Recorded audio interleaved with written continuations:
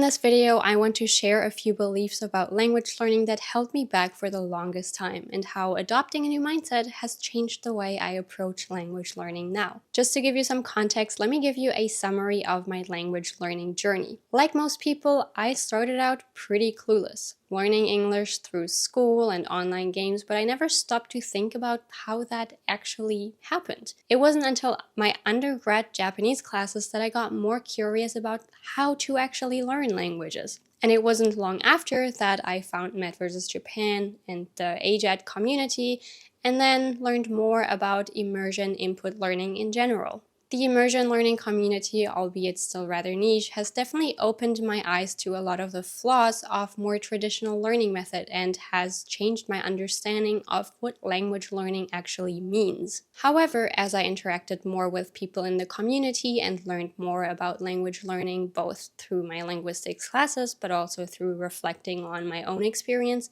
I realized that I had adopted some beliefs that weren't really helping me. I used to believe that if I wasn't studying and immersing for multiple hours every single day, then I wasn't going to get good at the language. And this makes sense if you also believe that to get good at a language, you need to interact with that language for 10,000 hours, because those 10,000 hours aren't going to be filled by just learning an hour every single day. However, in reality, I have met a lot of people with great language skills that aren't even close to the 10,000 hour mark. And of course, I understand language learning takes time, it requires patience and endurance, and I would never fall for those get fluent in 30 days marketing schemes. But I realized that rather than hyperfixating on the exact raw hour count, another really important factor is how you actually fill those hours. Speaking of which, I used to be sold on the idea that immersion could fix all my problems. Immerse from day one, get as many hours as you can, and eventually I would reach a flawless reading and listening comprehension and be able to just produce the language with a native-like accent. In theory, this sounds great. It's how we learned as kids, and if we just give our brain enough data points, enough input, then it will start figuring out the patterns. And once it's figured out all the patterns, then we essentially solved the language. In reality, I started to see some issues with that line of thought. Our brains are different now that we're adults, and they already have a language operating system that allows us to compare, infer, and deduce.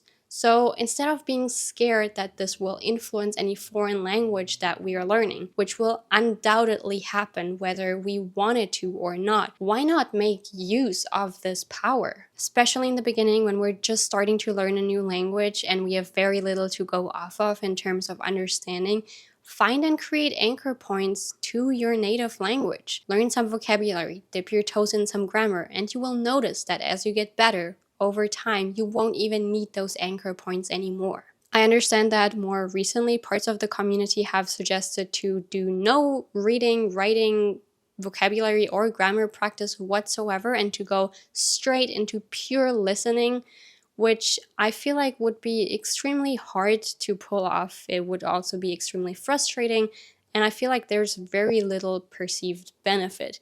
So I think I will be sticking to my initial vocabulary and grammar studies. Another aspect that I overvalued and maybe misunderstood for the longest time is fun. Overvalued because I think nothing in life can always be 100% just pure fun and enjoyment.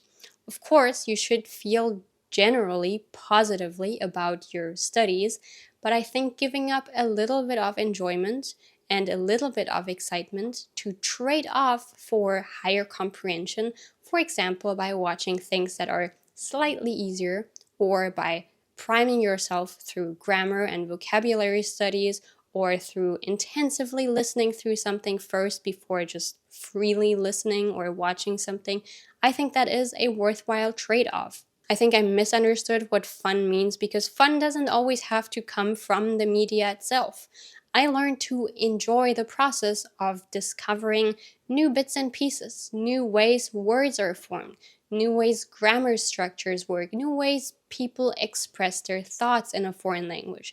And that can make especially the beginner and intermediate stage a lot of fun because you will come across a ton of things you don't know that you can discover and get your excitement and enjoyment for language learning that way. I also want to briefly touch on the notion of nativeness because I think understanding how my view on that changed will give you a little more context about the previous points. I was never really sold into the idea of speaking like a native, whatever that means, because when you think about it, you run into a lot of issues with that terminology. Because what does that really mean? I don't want to get into the socio-political status of that term, but I think what most people mean when they say native speaker is really a college-educated adult speaker of a prestige dialect of a language. Apart from all the issues with that notion, being a native speaker encompasses so much more than just being able to recall an arbitrarily chosen set of words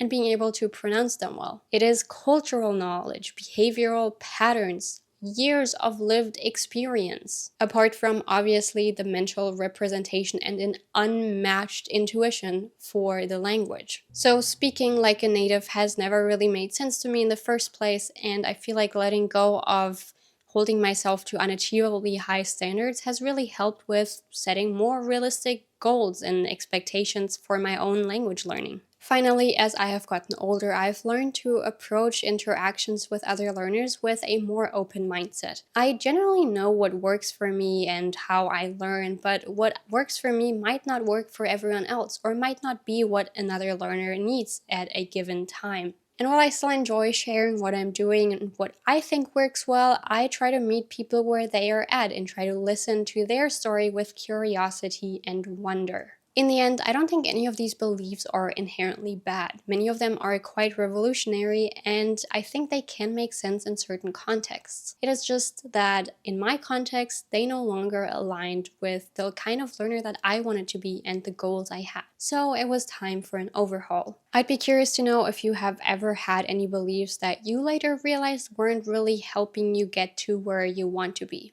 Let me know in the comments below, and I'll see you next week for another video.